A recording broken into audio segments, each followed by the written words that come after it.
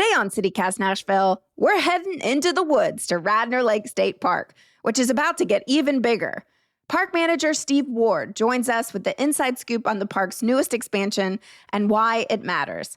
From protecting monarch butterflies to welcoming birders from around the world to educating school kids and adults alike, people like Steve Ward are working very hard to ensure Radnor Lake will be here for generations to come. It's Monday, June 30th. I'm your host, Marie Cecilia Anderson, and this is what Nashville's talking about.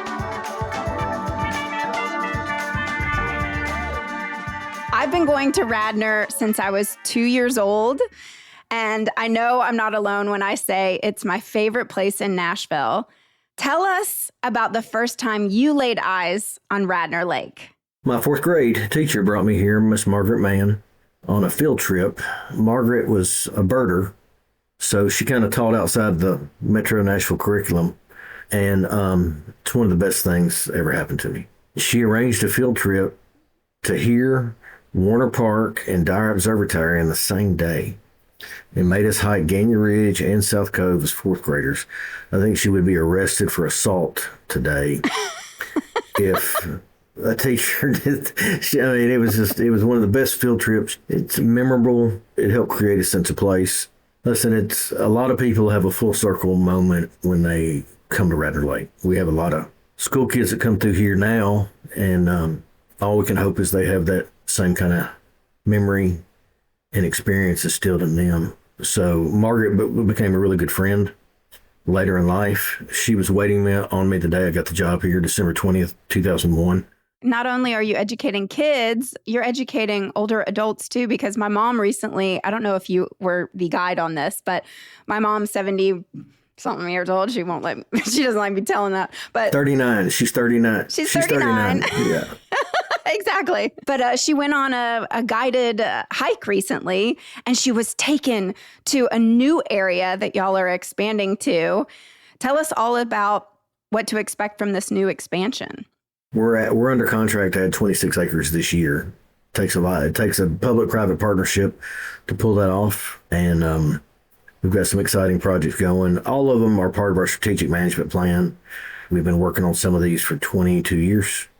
The most significant one right now that we're about to close on is we're buying the property at Old Hickory and Franklin Road, and that will be our new parking and trailhead for the Harris Ridge Trail project. And then we've got our native grasslands hikes focus on primarily on the Hall Farm, which is kind of in the middle of the entire natural area. We're at about 1,391 acres of state property today. And the Friends of Radnor Lake are holding about 50 acres that we use for federal and private foundation grants as leverage and match. You know, we always say land, they're not making any more of it. So we've got to get what's there. Native grasslands has been a focus of ours really since about 2013. We started focusing on, if you start looking in the historical archives, there's bird species that we're not seeing here that we had seen before. Their habitat has pretty much disappeared with development around the natural area. If you drive around Brentwood, Forest Hills, Oak Hill, Belmead, count on one hand how many grassy fields you see. We feel we have a stewardship responsibility to the taxpayers of Tennessee to establish these habitats to not only keep Radnor like we've always enjoyed, but actually to enhance it. So we have some key species that we're targeted on that we want to make sure stay here, are able to be viewed. We're a wildlife observation area, state natural area, state park. So we want to ensure that visitors, 100 years from now have those opportunities. Why do we care? This is what I always come back to in our education. Why do we care?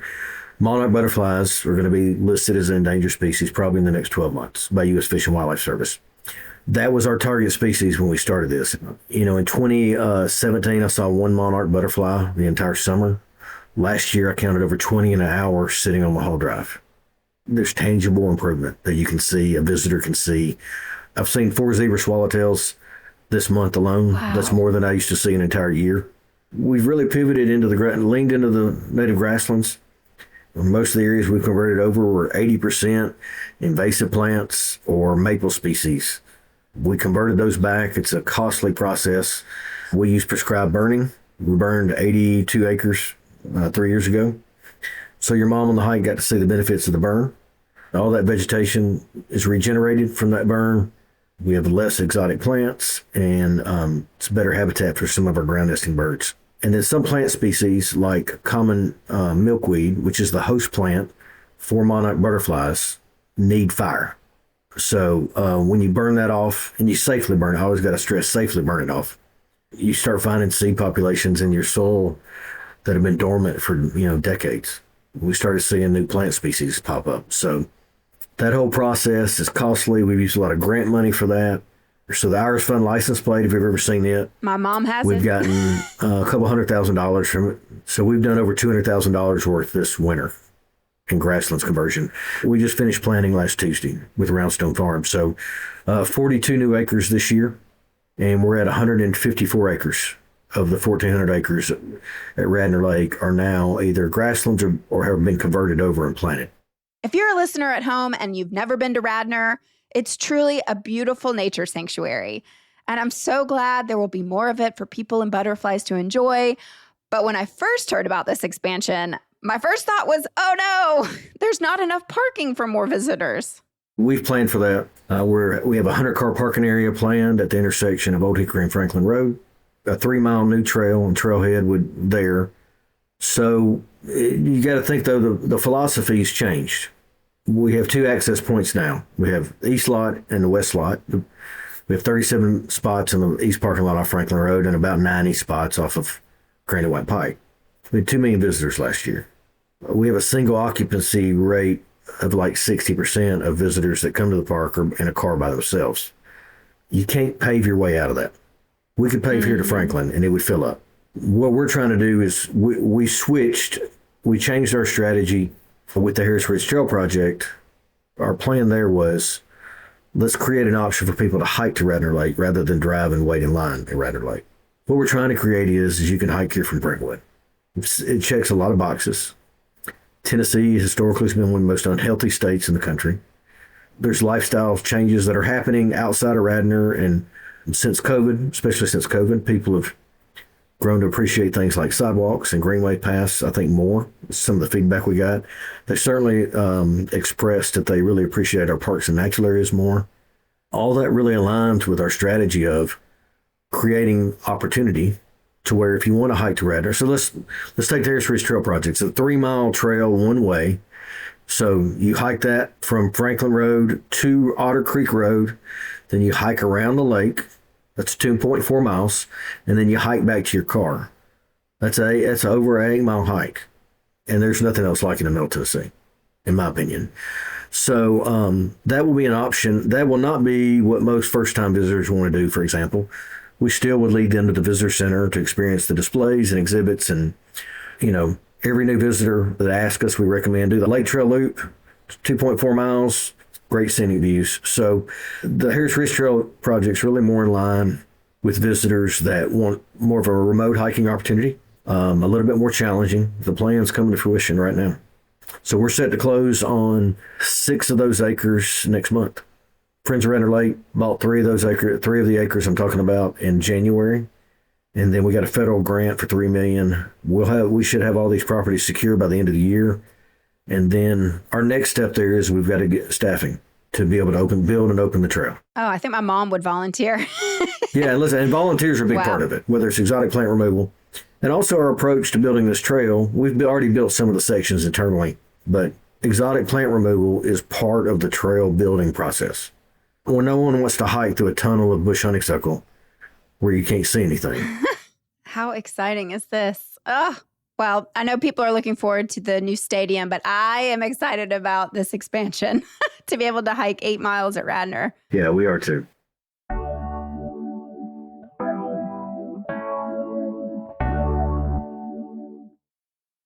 Well, so I have to go back to the birds. So one of my favorite things to do at Radnor is talk to the birders.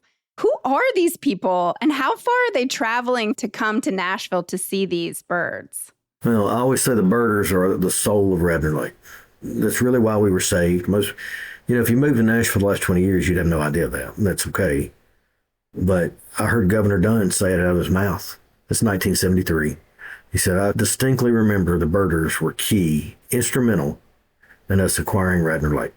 Birders are awesome. They're some of the best visitors you could ever want. They want to be left alone. They're here looking for one or two birds. They got a checklist they're trying to check off, or they've seen a post. eBird's a popular thing now, where you post your sightings and they'll see a bird spotted here they've never seen before or rarely seen.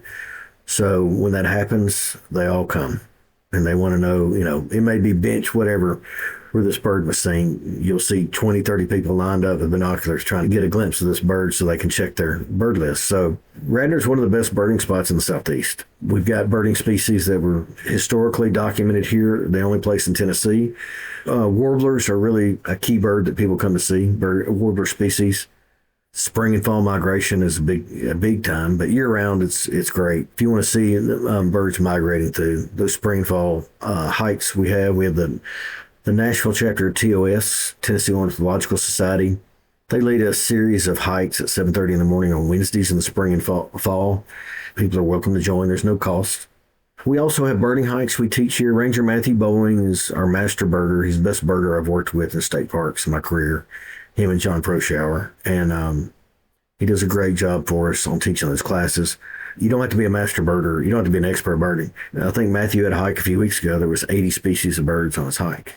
Well, so I don't remember eagles being at Radnor growing up. When did they arrive? They're my favorite. Mine too. I love pointing out, look, the eagles, look, they're there. There's a lot of people that worked on this to make it happen, where we're benefiting and seeing eagles today. They didn't just show up, even though it feels like that sometimes. They didn't. Mm-hmm. There was a concentrated nationwide effort to bring them back from the brink. I mean, they're what we associate with the Endangered Species Act, most of us, which is 52 years ago in December. That act and the actions that happened after that, and the people that worked on restoring eagles, restocking eagles in the Southeast. Bob Hatcher was over there with the state of Tennessee with a lot of other great people in the 70s and 80s. We got over 250 nesting pairs in Tennessee now. And that's a low estimate. That's by voluntary registration and nest. Yeah, the wildlife, Tennessee Wildlife, U.S. Fish and Wildlife have done a phenomenal job. And I think probably the hero in all that is the individual landowners, the farmers, the landowners, that without them, that it wouldn't have worked. There's no winning formula. I think it's the conservation success story of our lifetime. I think monarchs is going to be the next one, or it's going to be the next failure. I don't know. I'm optimistic. I think it's going to be the success story. The eagles had come here during migration season when I got here in 2001. They had seen them for years, on and off. Wasn't anything new. You would see them occasionally. What we saw from pretty much 2001 on is this gradual increase of sightings here at Radnor. And then we had an eagle show up in 2010 that stayed 10 days and made the front page of the Tennessean. And it seemed like from that moment on, it just got better every year. But again, most of it aligned with migration, spring and fall. So pretty much October through March, April, and then you wouldn't see them in the summer months. And then about 5 years ago, January, we had 4 eagles show up one day. Well, then 2 stayed, and they were playing around with sticks and stuff, and people started getting a lot of false reports about their nesting. Well, I'm like, they don't nest in May. Well, I told everybody, we'll get excited about it if in October they're still here. And B, if they start carrying sticks around in October, November, I'm going to get really excited. And that's exactly what happened. And, you're throwing a dart against the wall trying to guess where they're going to nest. The one place I said they would never nest, they nested. So it shows you what I know. It's the hardest place to keep eggs warm. Where it's at, it's exposed to all elements. And they've built in that tree every year. So it's the same spot every year. The same tree. The nest has collapsed twice. But they built 4 other nests, started 4 other nests. I think they were just teaching me a life lesson. That there are no absolutes, and don't think you know because you don't know. They ended up nesting on the lake the first year. We had two eaglets born. And then May that year, the nest collapsed in a storm.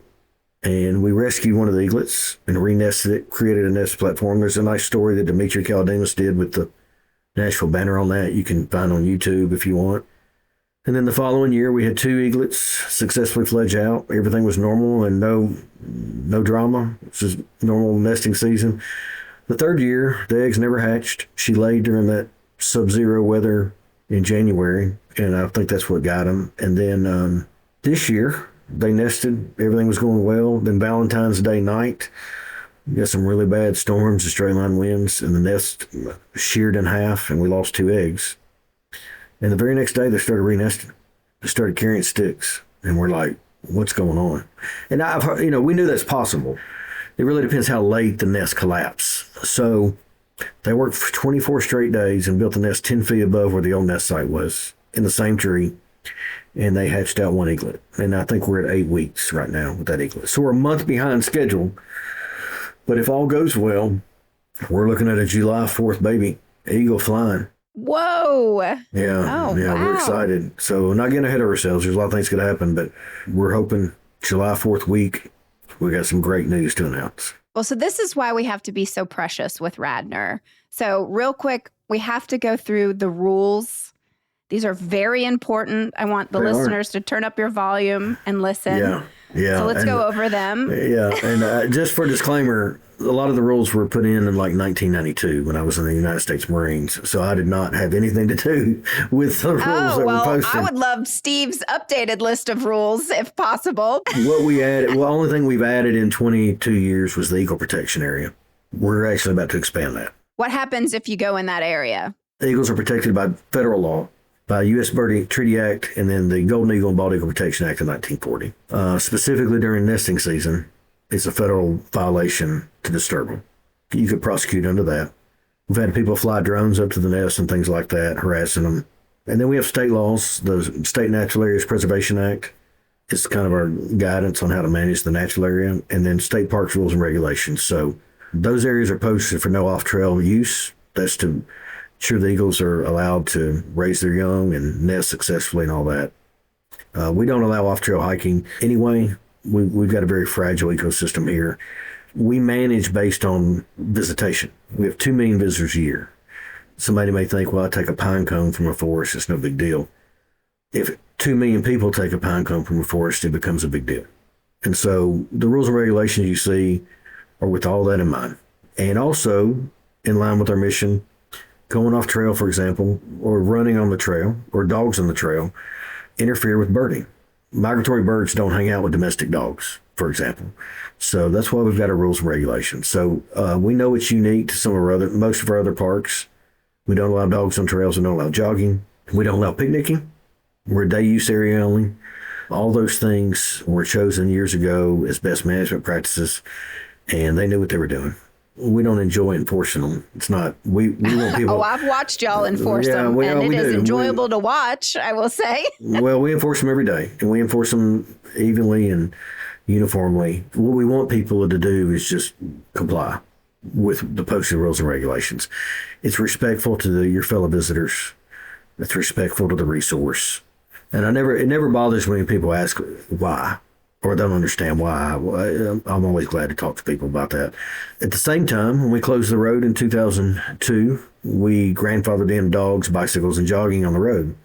It was a metro roadway, so we continue those activities that were being allowed anyway. Illegal collections, another big thing. We deal with people collecting mushrooms. We have people digging up wildflowers to plant in their yards or sell. We've had cases on that.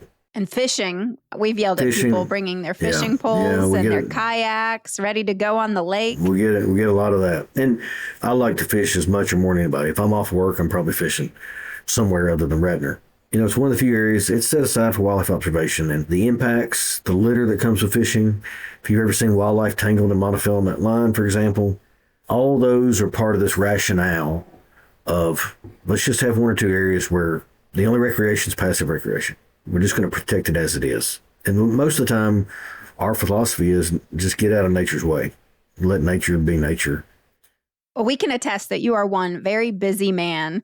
We'd love for you to tell us about your job, because every time we've emailed you leading up to this episode, we got an auto responder telling us that you are out working on the trails and boundaries. Are you like Ron Swanson at the end of Parks and Rec? No, I hope not. I hope not. And that show is a great show. But no, it's the best job in the world, the best office in the world. And it's, I'll just tell you the thing about Radnor, there's no I in Radnor. Every single thing that is done is a bunch of people, starting with the staff, starting with my bosses, all the way up to the governor's office. They're all supportive of what we're doing. our neighbors, visitors, the friends of Radnor Lake, on down the line. It's a lot of people. Most of them you don't see or would have any idea that they're supporting that. But like even when I'm doing an Eagle program at the Aviary Center, that requires a ranger to be working the parking lots and trails. There's 6 rangers for 1,400 acres, 7 miles of trails. We've got a lot of area to cover, a lot of people to make sure they get home safe and have a great experience when they're here. So everybody's rowing in the same direction. And I think that's, if we're successful at anything, it's because of that. You know, it was a bold move to create Radnor Lake. The natural areas concept was new to Tennessee. It had been done in the Northeast and other parts of the country. But in Tennessee, it was new. It was bold leadership by Governor Dunn and his administration and a bunch of thoughtful, caring citizens. Radnor was about the 9th natural area to open in 1973, or one of 9. They all came online at the same time. Our main responsibility now is not to mess it up. I tell people all the time, that's the hardest part of the job. We just got to make sure we don't mess it up and pass the baton off to the next generation and give them the same or better opportunities than we had. Well, you're 23 years into your tenure as park manager. What are you most proud of, and what are you most excited about going forward?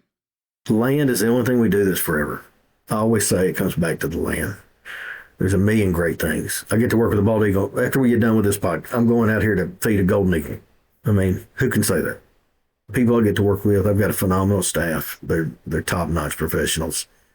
They are great representatives of the state of Tennessee. So it's an honor to get to work with them. But the most important and probably the most lasting thing collectively we've done is preserve. We've grown Radnor by about 250 acres the last 20 years. With the rate of growth in Nashville and what we all see every day, you know, driving to parts of Nashville you've been to in 10 years and it looks completely different. There's nothing wrong with development. I mean, I think the key is balance. Do we have a balance, quality of life balance? Does everybody have the same opportunity to go look, see, feel, smell the outdoors, enjoy it, get an escape from the city? Noise is probably our next endangered species coming. And I mean that. So finding a quiet place. National Park Service has been studying this for years, but I think land acquisition is one way we ensure that. It's always available here, 8.5 miles from the Capitol. So it's a responsibility, and got 7 million people who I work for called Tennesseans, and that number's growing every year. We want to make sure they all have the same opportunities. So visitors with specific needs would probably be number 2 on that list. We've come a long way from the American Disabilities Act to now. Our focus and mission and strategic plan has changed from, and it really started when we built the Aviary Center in 2015, the Barbara J. Mapp Aviary Education Center. That was a thoughtful, conscientious approach to, instead of what do we have to do, what could we do? We raised $800,000 of private money from a lot of great foundations and partners and grants and donations. People gave money out of their pockets, and we built this Aviary Center with a focus on visitors with specific needs. My parents are deaf. I'm a CODA, so sign language is my first language. So Bridges for the Deaf is one of our partners here. They're great. Mike Helms and that group down there, they're awesome. And then we work with Rochelle Center, Debbie Chadwick and that group. They're awesome. I mean, you got Lipscomb Ideal Program, you got Vanderbilt Next Steps. You can go on down the line. There's all these great partners. We're learning from them because they are the experts. We ain't got to be the most knowledgeable about it. We got to listen to people that are and take their best management practices and figure out how do we implement that. So right now they're pouring concrete at the visitor center for a new state-funded 8-foot wide wheelchair-friendly path from outside the park gate, inside the park to the visitor center to the trailhead. It's been on our wish list for over 5 years, and it's happening now. The state's doing it. The state's preparing Otter Creek Road. It's a $2 million project. It's going to be wheelchair-friendly when we're done. We're putting a wood guardrail around the whole, along the road by the lake. So if you utilize a wheelchair or have a stroller or whatever else, you can go right up to the lake edge and not be worried about going off into the lake. So you're seeing all these like my sister did when she was 2. Yeah, so it's not only identifying it, it's pragmatically how do you get everybody rowing in the same direction and get everybody bought in and understand there's a plan. And we may not know all the details of the plan, but let's figure them out together. So it's worked so far. We have to pivot every couple of years, and because all that changes even the terminology changes every couple of years. The sensitivity training associated with that, it changes every 3 to 5 years, and we have to stay up on that. we work for everybody. So there's about 1 million Tennesseans, I think, by statistical data that identify with some kind of disability. We work for them. So I don't Steve, know. I don't know if that emotional. answered your question. Yeah, I don't know if that answered your question. I mean, you brought me to tears a little bit just because this place does mean so much to so many of us. And the fact that you're not only saving the planet, but you're also saving human beings while doing it as well. So what you do for Nashville and the state of Tennessee, so grateful. And we are a better community, a better state because of your work. I just really cannot thank you enough for making time for us because I know how busy you are. So thank you for being on CityCast Nashville. No, thanks for having me. Thanks for the support. Come see us. Hey, when I retire, I would love a job there. So Come on out. Just putting that in right now. Yeah, that's all right. Go get your resume ready.